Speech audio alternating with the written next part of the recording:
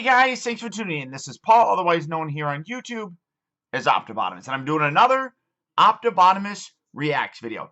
This time, as you can see by the title of the video, I'm reacting to the new Ghostbusters Afterlife trailer. Now, some time ago, we got a teaser for this. It was of this really dark place, like a farm.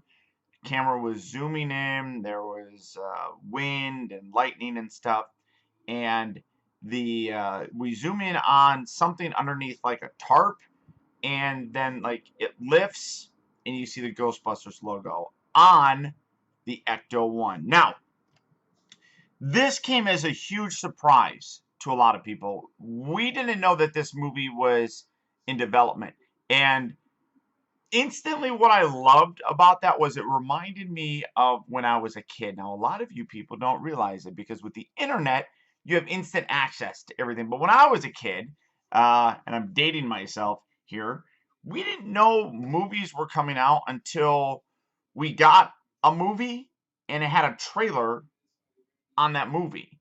And you couldn't skip. I mean, you could fast forward and stuff, but that's when these things were really announced. You didn't get teasers of a teaser of a trailer of a trailer. I mean, you didn't get all this stuff that we get now. So being surprised like that really did impress me. This movie is being done by Ivan Reitman's son, Jason.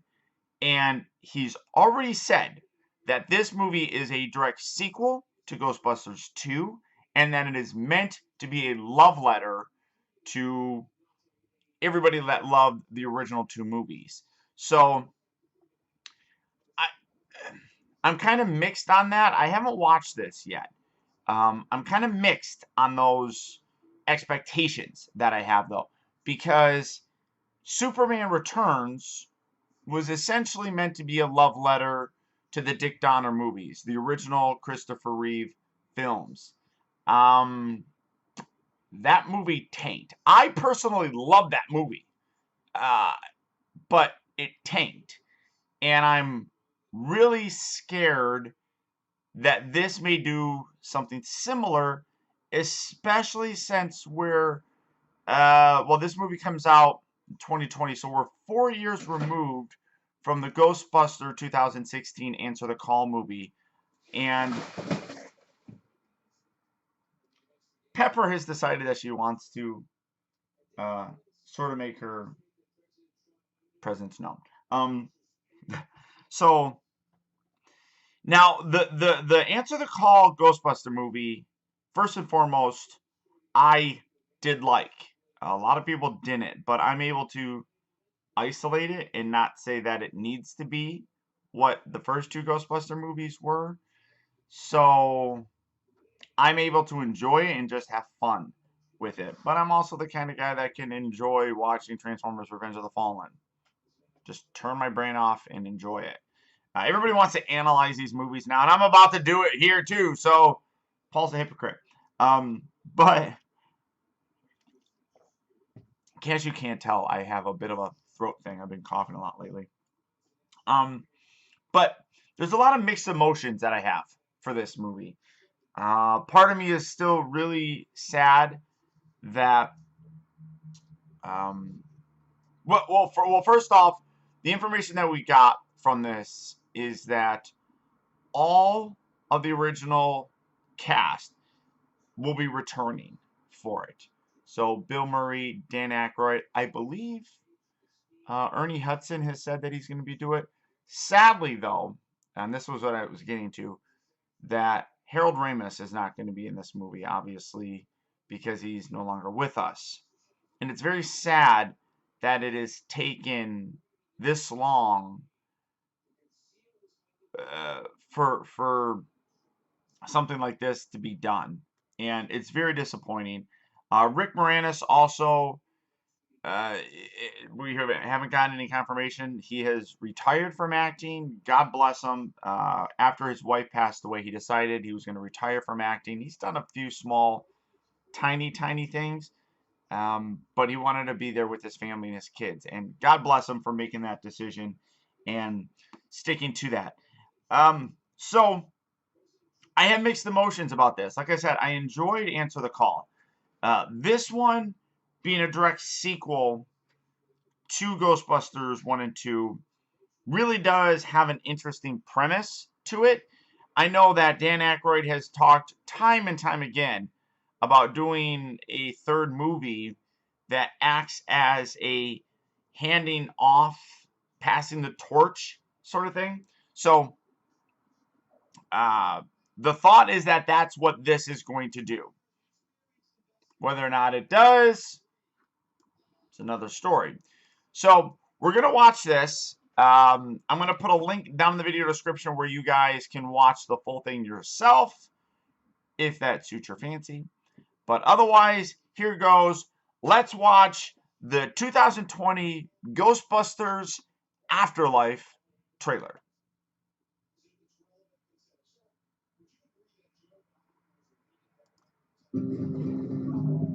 Oh. What are you doing here in Somerville anyway? Honestly, my mom won't say it, but we're completely broke. And the only thing that's left in our name is this creepy old farmhouse our grandfather left us in the middle of nowhere. Why'd you bring me up here? Entertainment value?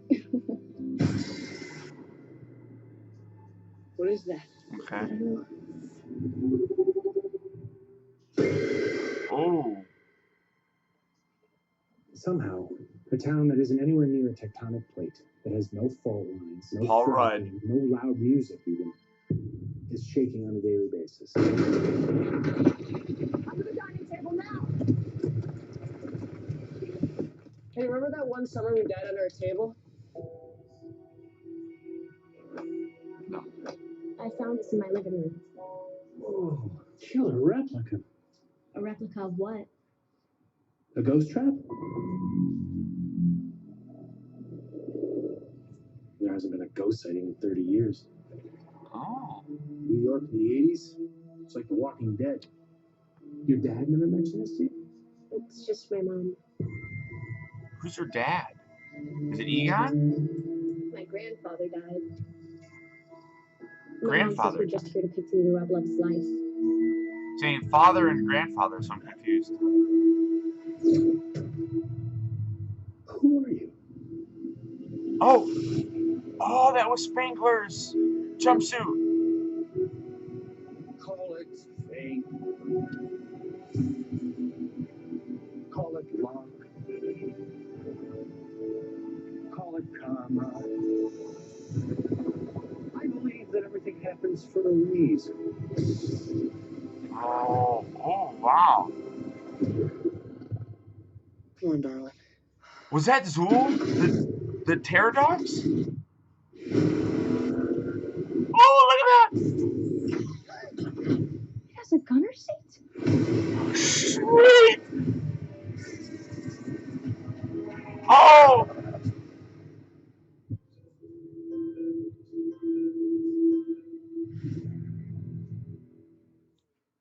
Wow. Not even gonna lie. Can you see it? Wow. Okay, I don't even know where to start with that. So I'm terrible with names. But one of the actors in it is from Stranger Things. It's a series that I initially liked. I've liked it less in the more recent seasons. That's probably a very unpopular opinion. But one of the actors from that is in there. There's a girl in it. And now this is where I get confused because they talk about her dad. Wait a minute. Could that be? No, okay. That wouldn't have worked mathematically. I was gonna think, could this be the kids of oh, what the hell's oh, named after you poor man, you or I forgot the line. I don't think that's who that is though. Oscar, there it is. Named after a hot dog. You poor man. You poor man. So I don't think that's the Stranger Thing actor. I don't think that's that. But they talk about like the dad and grandfather.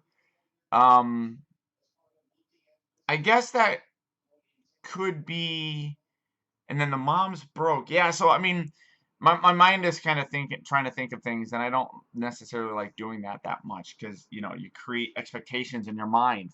Um, but uh, the thing that like struck me in my mind was both of those characters kind of look like they could be related to Egon, so maybe they're brother and sister. Um, then Farmhouse.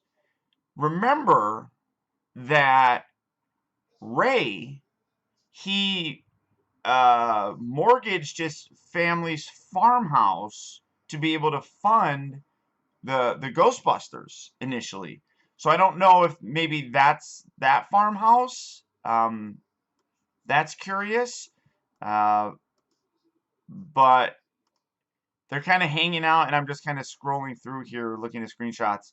Um, there does seem to be a bit of a Stranger Things vibe. They're in a very small community. Things are happening. There's no explanation for it. Um, you know, Paul Rudd's character is in it. I don't believe that he's a main character. He's probably the biggest named character in this movie, other than the original cast that's supposed to be coming in. And I don't want them to be the focus of this movie. People are talking about that they want to see him, you know, be more in this. I don't. I want this movie to do exactly what Dan Aykroyd wanted to do, to pass the torch to a new generation, and work from that point of view, that these are new characters, somehow related in some way, shape, or form, and continuing on the legacy of it. I love the fact that it does seem, and I don't know her name, but the young girl in it seems to be one of the main characters, obviously.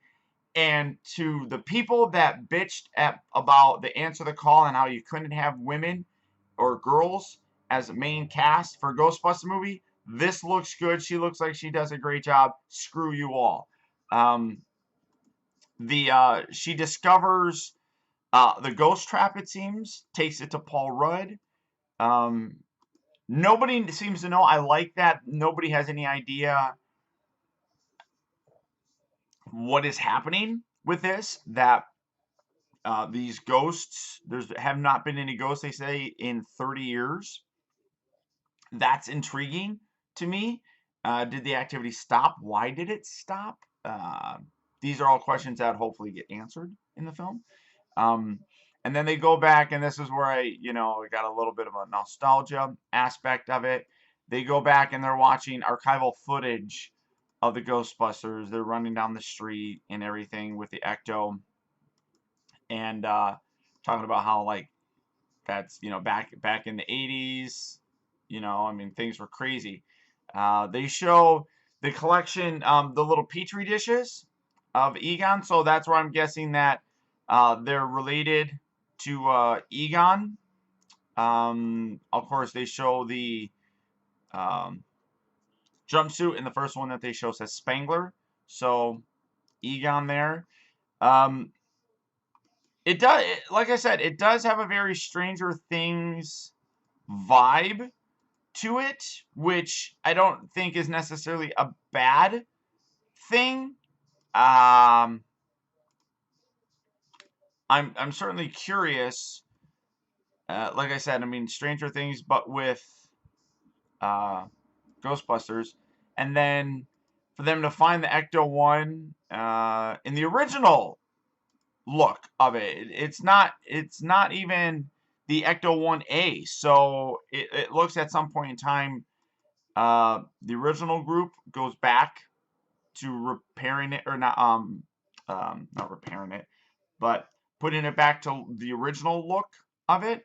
I love the fact that it's got a cannon seat or whatever they call it. That is badass, which really does remind me, because that never happened in the films, but it does really kind of remind me of what they built upon in the Ghostbuster video game. That there was extra technology and stuff that they put into different things to help them fight ghosts, and one of them was utilizing the ecto to go around and do that kind of stuff. So absolutely love it. Ghostbusters Afterlife. I'm on board. I'm on board. It certainly seems like it's being more received. I'm looking at the likes here. By this time, for when the Answer the Call movie came out, like that was like disproportionately huge number of dislikes to the likes. This one has 102,000 likes versus 4.5 thousand dislikes. So huge, huge difference in that. And ultimately, I do hope that this movie does what the Answer the Call one didn't do, and that is spark and you know what? I shouldn't even say that, because Answer the Call revitalized the franchise. Hate it or not, people were talking about it. And now here we are 4 years later getting another Ghostbuster movie when it's been 30 years since we've had a Ghostbuster movie. So, I gotta say that Answer the Call did the job that, it needed to. It sparked the imagination. It got people talking. It leads to this. I honestly don't. I mean, I always felt like we were going to get a Ghostbuster movie in the future. But in terms of getting everybody together for it, I feel like that Answer the Call movie really helped to make this one possible. So sometimes you got to go through other things to get things that you want. And I'm excited about this. I'm looking at the still image here of just the Ecto in the in a complete state of disrepair. I mean, it's rusted, it's beat up looking, but those lights, those blue lights are brilliant.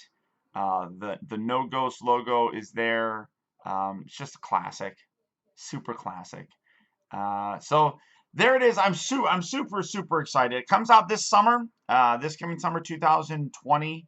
So the hype is there. I'm really excited to see what they're going to do with it.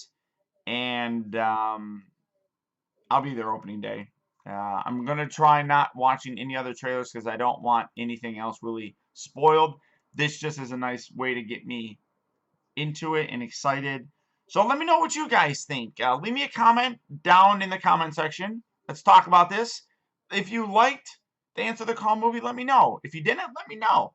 I mean, conversation is never a bad thing. It's open dialogue. Don't make fun of anybody. If you like the movie or if you didn't like the movie, the Answer the Call movie, good, healthy conversation always helps out and is never a bad thing. So thanks for tuning in, guys. Until next time, this has been OPTIBOTIMUS. I'll talk to you later.